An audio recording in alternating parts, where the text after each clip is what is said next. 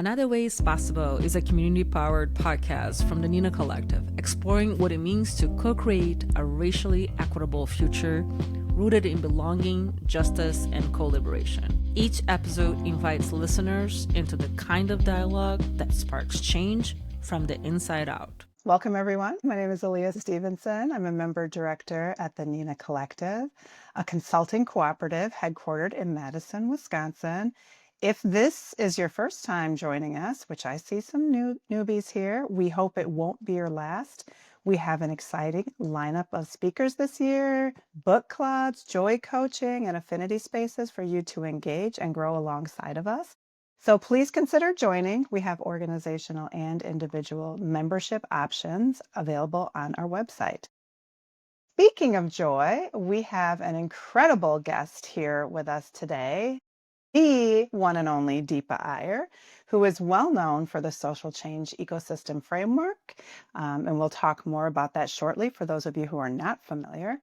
But we have applied this framework at the Nina Collective, in our public health classroom, in our nonprofit organizations. So we are excited for our discussion today.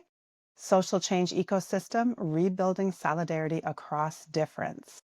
So in the midst of all things considered, including backlash, burnout, fragmentation, uncertainty, this conversation will ask us what it means to rebuild solidarity across differences in a time when many people, myself included, are tired and fearful and carrying too much. It invites us to consider also how joy might help us sustain that rebuilding, not as avoidance, as we've been talking about in our Joy series, but as a part of how we remain alive to one another and to possibility. I am deeply honored to introduce Deepa Iyer, who is a writer, a strategist, facilitator, movement builder, and I was gonna say also the voice in my head that reminds me to stay in my place, to really do a scanning of what am I doing, what the roles that I'm playing in the multiple spaces that I'm engaged in. Deepa is also the creator of the social change ecosystem framework, a gift that helped us understand how we can contribute to social change in sustainable and interconnected ways. Deepa, we are so glad you're here. Your work has given so many people and us here at Nina language and guidance for how to locate ourselves in movement and community without collapsing under the heavy weight of trying to be everything to everyone at once. So thank you so much for being here, Deepa. Thank you so much for having me, Ananda. Hello, everyone. Really appreciate you all being here as well. A little bit of just a note that I'm getting over an illness, so sorry about my voice, but I am here and present and looking forward to your questions and engaging with you.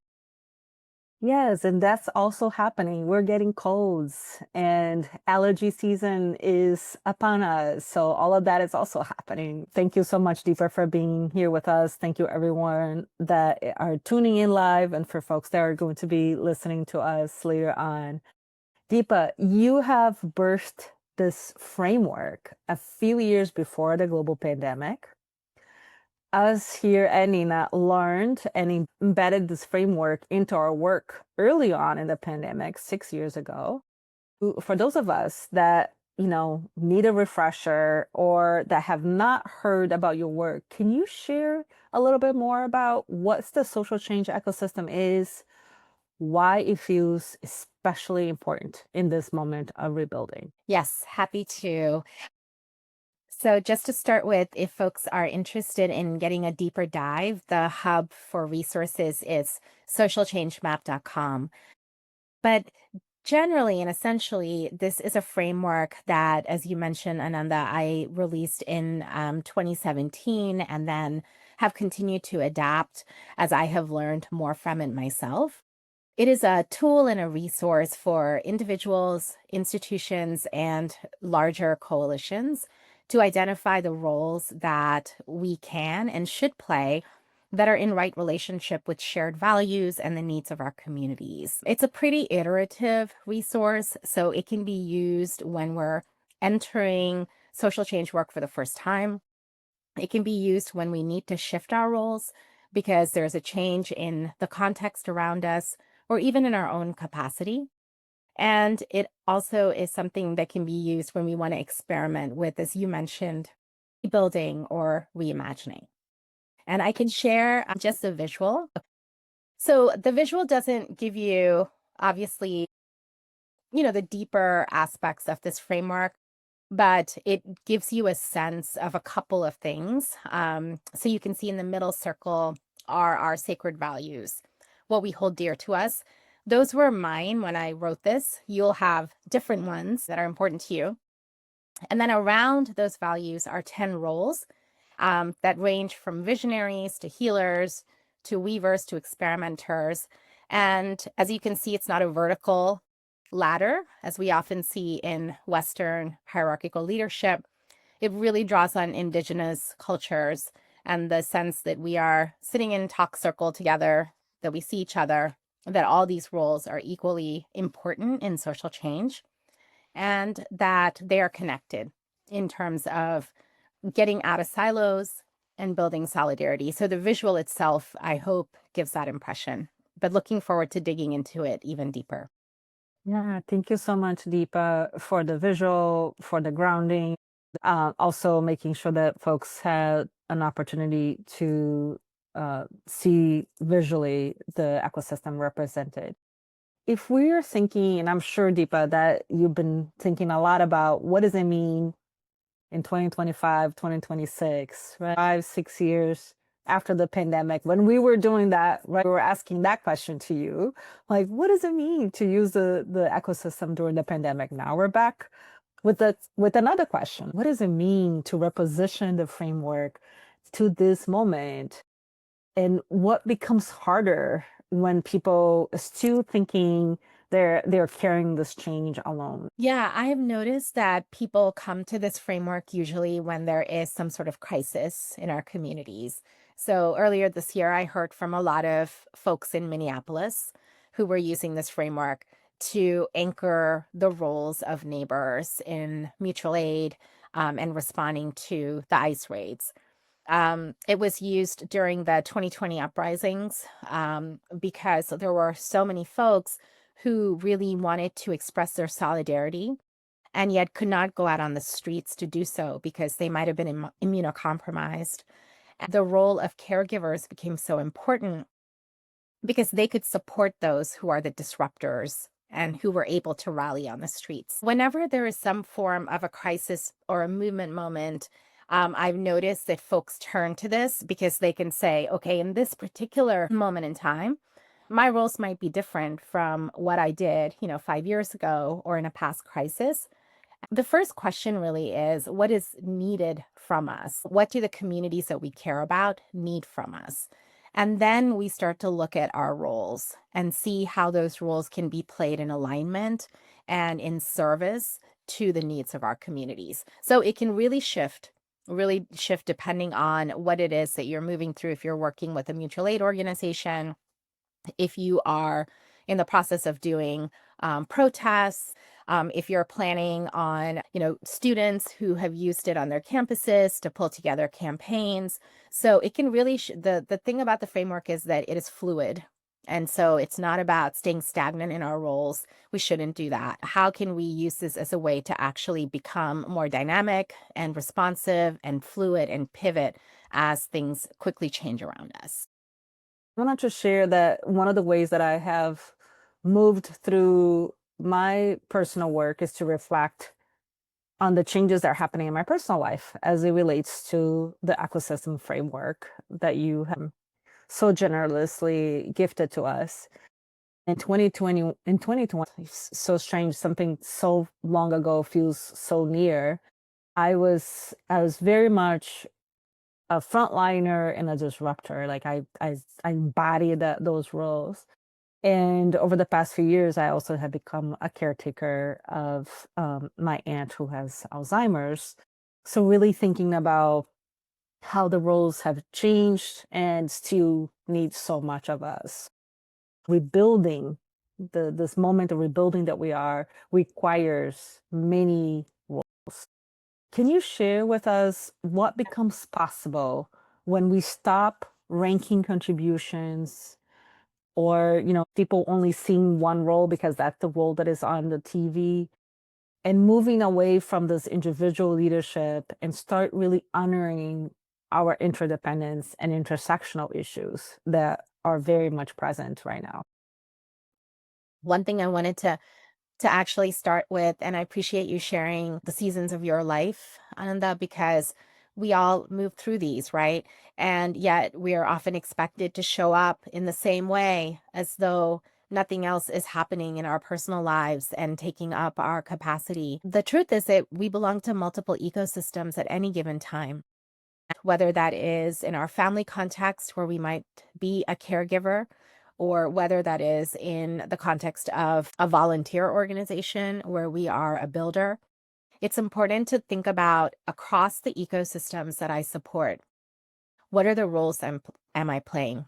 And I often work with folks who tell me, and this happens a lot with women in particular, who will say, I'm a caregiver in every single ecosystem that I'm in. And no wonder I am super exhausted and fatigued. I don't have the energy then to be a builder or to be a disruptor, right? So I think that sort of self-awareness is a part of this framework and this tool, that when we're able to recognize that this is why, I'm fatigued, or this is why I like have no good new ideas, because I'm giving so much in one particular role. I'm imbalanced because that is the one role I'm playing across ecosystems. That can help us then to make more deliberate decisions about how we show up. Secondly, you talked about interdependence, and that is a key for this framework, that social changes, we all know this, social change never happens because of one person, a charismatic leader, one institution, right? It is always going to be a larger group of folks and institutions, even if they're not visible, that are pushing forward any sort of systems change. And so this framework tells us that we should trust each other to show up in the ways that are required of us. So even if you look at like large social movements, you will see the civil rights movement, for example, right? We obviously know who the visionaries were in the civil rights movement. We heard from them, they inspired us. And we also knew that there were people who were doing the building work, creating organizations, like SNCC and others. They were doing the building blocks, right? And we also know that there were weavers, people who were saying we can't just focus on racial justice alone. We need to think about immigrant communities. We need to think about class. And so we might not see all of that visibly, but uh, in a successful social movement, all of those roles are being played, and there's trust.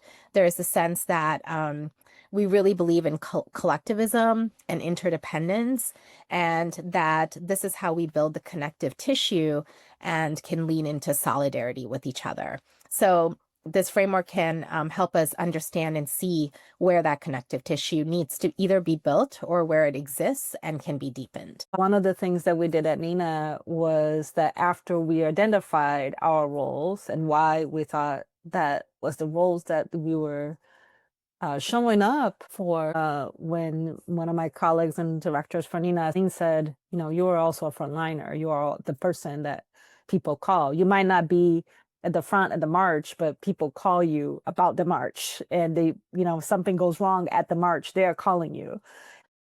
But one of the things that I remember feeling at that moment, especially because I was not at the line, is shame and guilt.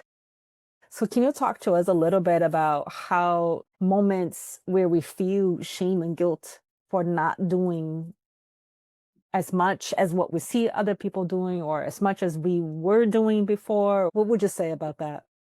I co-sign everything you're saying. I think that there are these assumptions in social change work that, we have to show up with the same vigor, energy, and consistency every single day. It's impossible. I mean, it's not humanly possible to do that. And even if we're doing this work full time, it's not possible, right? I think that we have to recognize that these kinds of expectations that we put on ourselves are too high of a bar, and probably some of the reasons why we're not able to sustain ourselves or our mood. One example I'll give at a personal level is that I tend to be a frontline responder. It's the role that I've really built this muscle around, and many of us will identify with one or two roles that are very much the ones that we feel like, oh yeah, I see myself there all the time, or other people say that about me. And I play that role for many, many years, and I have been thinking about how I started playing that role actually after the 9/11 attacks and the backlash towards members of South Asian, Muslim, Arab, and Sikh communities. This year is the 25th anniversary of the attacks. That if I had stayed in that frontline responder role for 25 years, there's no way that I could have perhaps developed this framework or written a book or even, parented a child. It's just impossible. It's really important to say that there are other roles, right? So sometimes when we feel burnout and fatigue, we think we have to abandon, we have to just leave. It's too much. I'm no good to anybody, so I'm just going to get out of this. Sometimes we do need to do that. But at other times, we can actually think about how we want to shift our roles. And so I have learned to still play the frontline responder role, but set boundaries around it. And I've also learned to play the role of a guide, which is another role on this map, to mentor new frontline responders who are coming into the space, or to be a storyteller, which is another role, to tell the stories of frontline response. And so I'm still in it, and I'm still supporting the ecosystems and communities I deeply, deeply care about. But I know enough about myself to be able to shift these roles. And that's better for me. And it's also better for everyone else in my ecosystem. It also creates room for new people to play roles so that you're not, taking over a role too much. And so it opens up space for others as well. On the piece around guilt and shame, I think that, guilt, shame, burnout are kind of the three things that often I think are the big expectations and the consequences of doing this work without getting clear about what is required of us. Guilt and shame, I hear that a lot from folks who say to me, I know I need to be the disruptor. I want my organization to be a disruptor. I want us to speak up. We're in a space of authoritarianism, and we need to be able to disrupt at every turn.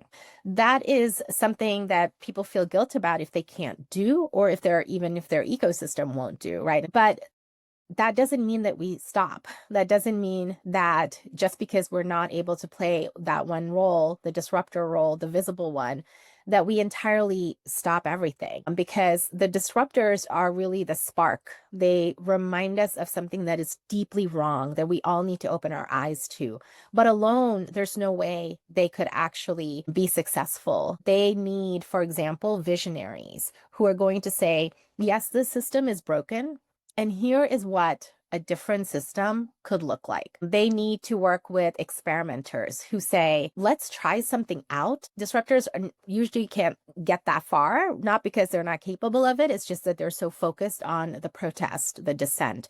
And so they need other folks in the ecosystem as well. There's no way we could actually complete or be successful on any campaign if we just relied on the disruptors to do it. This is a beautiful conversation. It has me reflecting back to the first time I was introduced to this. And at first I was in my feelings. I don't like, in some ways, when you think about the leaders, you want to be I want to be the visionary. And then when you really see yourself and others reflect back to you that you're a caregiver, sometimes you can feel like that's a lesser role. But I do appreciate how your ecosystem allows what could be considered, feminine roles are as equally as important and powerful in the ecosystem. And to be a caretaker, for example, is again, in the way that you visualized it, kind of also says like it's part of the circle.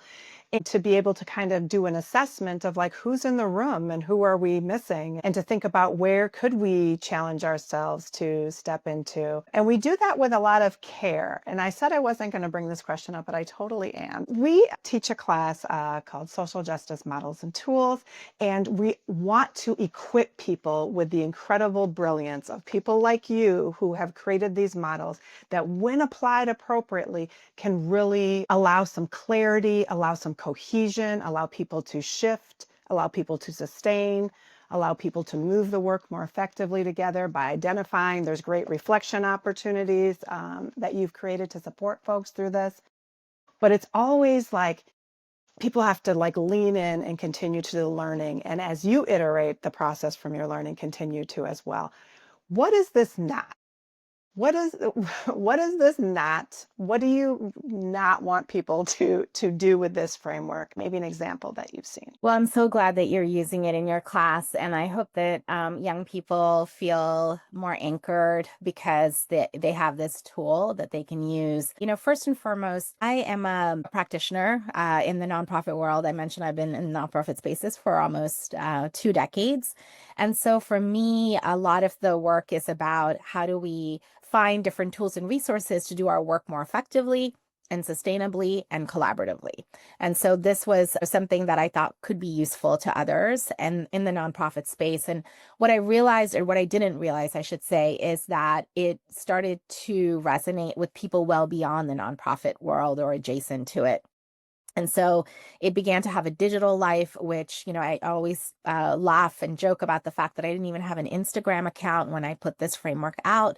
I never thought it would be on Instagram or anything like that. It also has resonated with social workers, with coaches and therapists. It has resonated with folks in the well-being space, with folks in philanthropy. I use this a lot to talk about how do we map the grantees in a portfolio, and how do we figure out where the gaps are for funders so that they're actually funding the ecosystem and not like two roles in the ecosystem. I use it in different ways, but I'm very much a practitioner where I learn when I facilitate or train or hear back from folks. The ways that it has been used that have been hard for me because I didn't expect it, I guess, is number one, on digital platforms.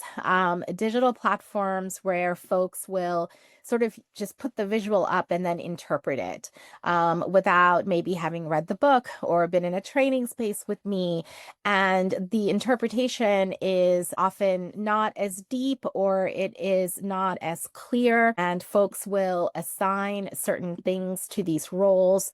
They will change them. They'll add different roles. They will add things like astrology to it. And I love astrology too. But there are certain limits to which when we make it something that's just so individualized, and it's about sort of my personality, it really goes away from what this is, right? It's really about have the self-awareness to know what you're good at, but also think about what is needed of you in a particular context and how you will work with others. I think we lose a lot of that when something just becomes a digital visual, which is why I wrote the book. And I also have a lot of resources. I'll put one in the chat, like free resources that can be downloaded, like worksheets that people can use internally. I think another way that's been difficult is when folks use it for commercial purposes, where folks will go get a grant to do a series of trainings on it. And I think these are things I struggle with because everybody's out here trying to make, a living, including me. I never thought of it as a commercial tool. I think that there are some parameters that we all need to follow. So I've actually been thinking about this a lot, and I'm writing a piece on this about sort of how do we democratize knowledge and tools, because we should, and what are also some ethical guidelines and parameters that we should follow to support folks who are developing these sorts of resources. At the end of the day, for me, it's all about collaboration. So I'm always willing to do trainings, workshops, sessions like this. I go into classrooms a lot to talk to professors and instructors who are using this framework. So to me, it's all about like reaching out and asking, hey, I have an idea for this. Could we collaborate, before sort of believing that it's just like a free-for-all Wild West. So hope that answers a little bit of your question.